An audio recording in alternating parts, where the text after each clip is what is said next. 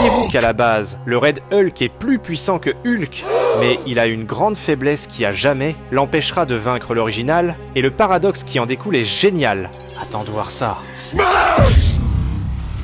Bonjour à tous et bienvenue dans la tanière du vilain geek. Aujourd'hui, j'ai décidé de vous concocter une vidéo qui aborde une question cruciale et récurrente dans l'univers Marvel, surtout depuis la sortie du film Captain America Brave New World, à savoir, quelle est vraiment la différence fondamentale entre Red Hulk et le Hulk vert, notre cher et emblématique Bruce Banner? On a tendance à les mettre dans le même sac, à les comparer superficiellement, souvent en se limitant à leur couleur de façon générale, mais croyez-moi, l'histoire est bien plus profonde, bien plus complexe, et surtout bien plus intéressante qu'une simple variation chromatique. Il ne s'agit pas seulement de rouge contre vert, mais bien de deux philosophies, et de deux approches radicalement différentes de la puissance, et de deux personnalités distinctes qui se manifestent à travers la transformation Gamma. Alors sans plus tarder, fini les blablas, c'est parti!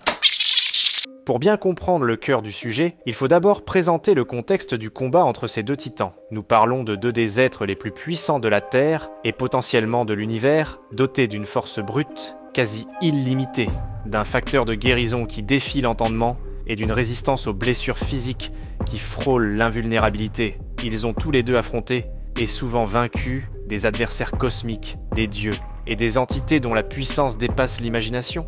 Mais ceci dit, lorsqu'on parle des différences entre ces deux monstres, en termes de capacité de base, ils sont essentiellement les mêmes.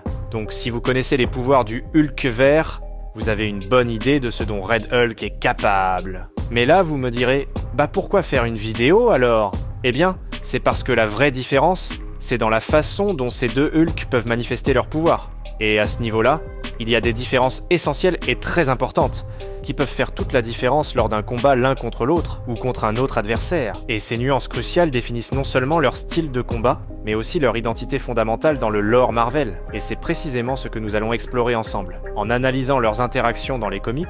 Alors, la première distinction majeure, et peut-être la plus importante, réside dans leur origine et par conséquent, dans la personnalité qui se cache derrière la force brute. Bruce Banner, avant d'être le Hulk, est avant tout un homme de science, un intellectuel. Son génie réside dans la recherche, l'analyse, la compréhension des mécanismes complexes de l'univers. Mais son Hulk, lui, en revanche, est souvent l'expression de sa rage refoulée, une manifestation de ses émotions les plus primaires. Et, comme beaucoup le savent, il existe plusieurs personnalités Hulk, chacune avec son propre niveau d'intelligence, allant du savage Hulk au plus enragé des Hulk, soit le Titan, à propos desquels j'ai d'ailleurs dédié 2 vidéos que tu peux trouver dans la description. Mais à la base, le Hulk de Banner est né d'une expérience Gamma qui a fait jaillir une rage très profonde en lui. Une rage qui, selon le lore, lui vient de son enfance troublée, victime d'un père abusif et colérique. Et cette rage depuis l'enfance a créé en lui son alter ego, Hulk, qu'il a suivi tout au long de sa vie, un peu comme un ami imaginaire. Hulk est en réalité l'extériorisation du trouble dissociatif de l'identité dont souffre Banner depuis bien avant son accident Gamma, laquelle est ancrée dans la colère pure qu'il arborerait depuis des décennies. Par conséquent, le Hulk vert est né de la fusion nucléaire entre la rage primale de Banner et la puissance Gamma, et c'est pourquoi la puissance du Hulk de Banner est intimement liée à son degré de rage, parce que c'est à la base même de son existence. Et là, de l'autre côté du ring, nous avons le général Thaddeus Thunderbolt Ross. Avant de devenir Red Hulk, Ross était un militaire de carrière, un général haut gradé, un stratège expérimenté avec des décennies de service. Il n'est pas un scientifique, mais plutôt un guerrier. Son génie ne réside pas dans la compréhension des équations complexes, mais dans la maîtrise de l'art de la guerre, dans la planification tactique, dans l'anticipation des mouvements de l'ennemi. Et contrairement à Banner, Ross conserve intégralement son intelligence quand il devient le Red Hulk. Et ça, c'est parce que cette transformation n'est pas complètement liée à sa rage, tu vois. Donc en combat, contrairement à Hulk qui s'appuie uniquement sur son instinct de colère et sa puissance brute, Red Hulk, lui, peut puiser dans toute son expérience militaire et son sens tactique. Et c'est un point fondamental, parce que Red Hulk est essentiellement un général de guerre, doté d'une force équivalente à celle du Hulk vert, mais tout en gardant sa grande capacité de stratège militaire, pouvant adapter ses tactiques en temps réel, même au cœur du combat le plus chaotique. Et c'est d'ailleurs ainsi qu'il a réussi à vaincre Thor dans l'un de ses combats, parce qu'il a tactiquement fait en sorte de sortir Thor du champ gravitationnel de la Terre, sachant que dans l'espace, il pourrait manier Mjolnir, étant libre de la gravité. Et il l'a utilisé pour défoncer le dieu d'Asgard avec son propre marteau, un moment classique des comics. Et cette différence fondamentale sera magnifiquement mise en évidence dans la nouvelle mini-série Marvel consacrée à Red Hulk dans un scénario de Benjamin Percy.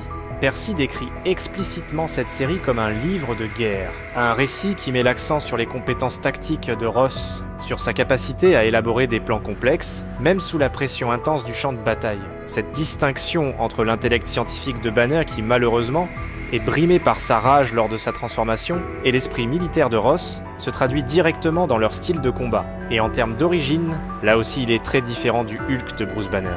Comme on nous le montre dans le film Captain America Brave New World, après des années de conflits avec Bruce Banner, Ross s'allie avec le leader, mais aussi avec MODOK et Doc Samson, pour siphonner l'énergie gamma de Banner et se transformer lui-même en Hulk rouge. Cet événement a directement découlé des événements de World War Hulk.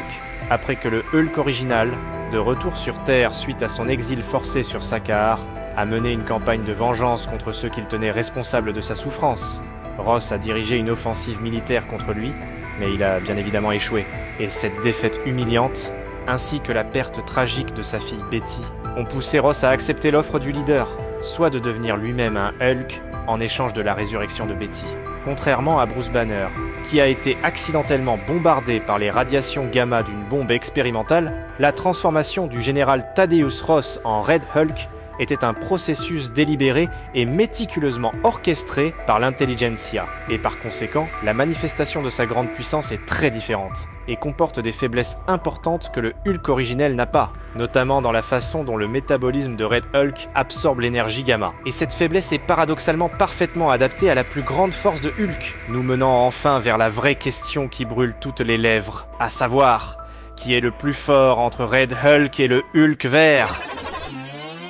Alors, commençons par dire que techniquement, c'est une question plutôt complexe selon le lore des comics, car la force n'est pas une donnée unique et figée.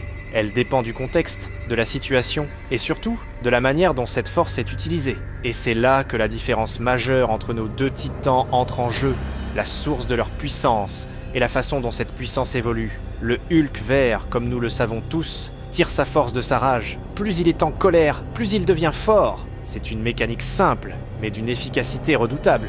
Et le plus terrifiant, c'est qu'il n'y a apparemment aucune limite à la colère de Hulk. Sa rage est un puits sans fond, une source d'énergie potentiellement infinie, qui en effet, au sommet de sa puissance, atteint des niveaux ahurissants, comme lorsqu'il est devenu Worldbreaker Hulk, capable de détruire des continents. Sa force ne cesse d'augmenter avec la rage et la durée du combat. Red Hulk, lui, fonctionne autrement. Il puise sa puissance en absorbant l'énergie, notamment les radiations gamma, ce qui signifie qu'en affrontant Hulk, il devient effectivement plus fort. En théorie, cela lui donne un avantage immédiat, car plus Hulk est puissant, plus Red Hulk peut potentiellement l'être aussi. Mais cet avantage a une faille majeure, parce que plus il absorbe de l'énergie, plus il surchauffe. Contrairement au Hulk vert, qui canalise sa rage sans limite, Red Hulk accumule une chaleur extrême en absorbant l'énergie, et son corps n'a pas de moyen efficace de la dissiper. Plus il combat, plus il devient brûlant, jusqu'au point où il perd en lucidité, en vitesse et en efficacité. Et ça, Hulk et Banner l'ont bien compris. Lors d'un affrontement clé, Hulk a adopté une stratégie simple mais imparable. Encaisser les coups, laisser Red Hulk absorber toujours plus d'énergie, jusqu'à le faire entrer en surchauffe totale. Une fois Red Hulk désorienté par sa propre chaleur, Hulk l'a neutralisé avec une facilité déconcertante. C'est toute la différence entre les deux. Red Hulk est un moteur surpuissant mais instable. Son ascension fulgurante masque une limite critique. Hulk, en revanche, est une force qui ne fait que croître. Plus il combat, plus il devient fort, sans jamais risquer l'autodestruction. Donc, pour résumer, en force brute initiale, on donne l'avantage à Red Hulk. Mais pour la puissance potentielle maximale, le Hulk vert est virtuellement invincible. Et le meilleur exemple est celui du Immortal Hulk, alias le héros de Toba, The One Below All. Et si tu veux voir ça de plus près, va voir ma vidéo à ce sujet dans la description. Alors maintenant, c'est à toi de jouer. Dis-moi dans les commentaires ce que tu penses de cette analyse. Et quel est ton Hulk préféré, et pourquoi? Oh, et aussi, si t'as vu le film Captain America Brave New World, comment as-tu trouvé la version MCU du Red Hulk? Sur cette note, n'oublie pas le pouce bleu si tu as kiffé, et à très bientôt dans la tanière du vilain geek. Car l'aventure se poursuit dans la prochaine vidéo juste au coin de l'écran. Ciao les amis!